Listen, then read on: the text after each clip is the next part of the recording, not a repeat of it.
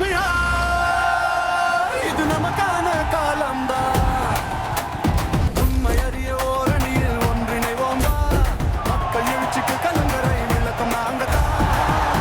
ஒரு வாக்கும் வரலாறா மாறும்.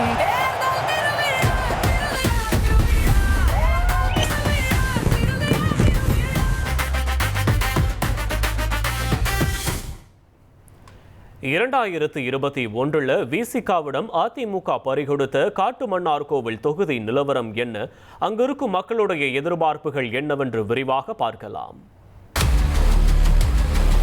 மக்களே, உங்க தொகுதி பத்தி கொஞ்சம் தெரிஞ்சுக்கோங்க. காட்டுமன்னார்கோவில் சட்டப்பேரவை தொகுதி தனி தொகுதி. கடலூர் மாவட்டத்தில் காட்டுமன்னார்கோவில், திருமுட்டம், குமராட்சி, லால்பேட்டை, ஆயங்குடி பகுதிகளை உள்ளடக்கிய தொகுதி. சென்னை மக்களோட தாகத்தை தீர்க்கும் வீராணம் ஏறி இருக்கிற தொகுதி. கிராமங்கள் நிறைந்த இந்த தொகுதியில விவசாயமே மக்களுடைய பிரதான வாழ்வாதாரமா இருக்கு.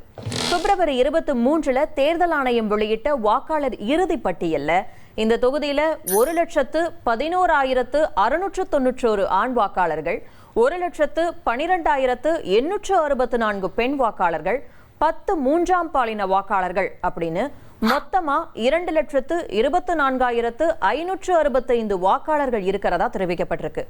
இந்த தொகுதியில இதுவரைக்கும் நடந்த சட்டப்பேரவை தேர்தல்கள்ல அதிகபட்சமா திமுக 5 முறை ஜெயிச்சிருக்கு, அதிமுக 3 முறையும், காங்கிரஸ் விசிக தலா 2 முறையும், காங்கிரஸ் ஜனநாயக பேரவை 1 முறையும் வெற்றியை வசமாக்கியிருக்கு.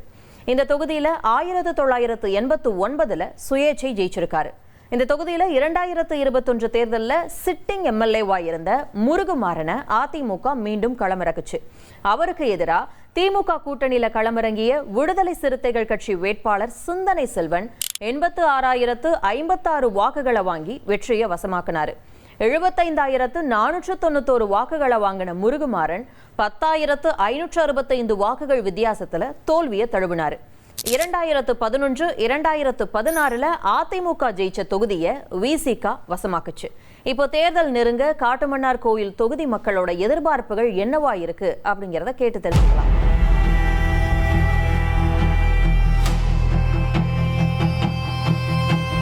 ஒவ்வொரு ஆண்டு பருவமழை காலங்களில் கொள்ளிடம் ஆற்றில் வீணாக கடலில் கலக்கக்கூடிய தண்ணீரை புளியங்குடி, சித்தமல்லி இடையே புதிய கதவணையை கட்ட வேண்டும். இது பாசனத்துக்கு பயன்பாட்டுக்கு இல்லாமல் குடிநீர் தேவையை பூர்த்தி செய்யக்கூடிய கதவணையாக கட்டப்பட வேண்டும்.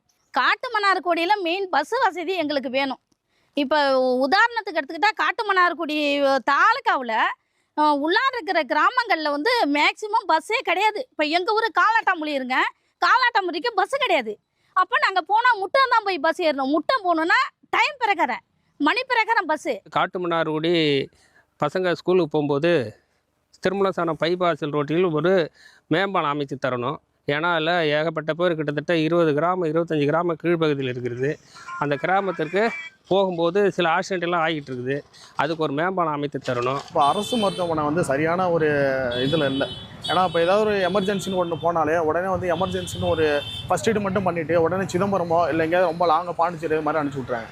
சரியான நமக்கு ஒரு மருத்துவ வசதி இல்லை. அது அரசு மருத்துவமனை ஒரு விரிவாக்கப்படுத்தணும்.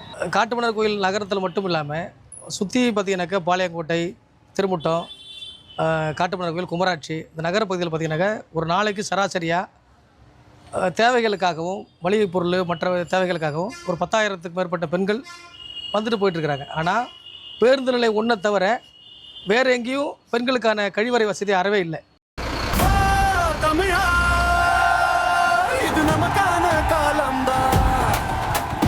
உண்மை அறிய ஓரணியில் ஒன்றிணைவோம் வா. மக்கள் எழுச்சிக்கு கலங்கரை விளக்கம் நாங்க தான். ஒரு வாக்கும் வரலாறா மாறும்.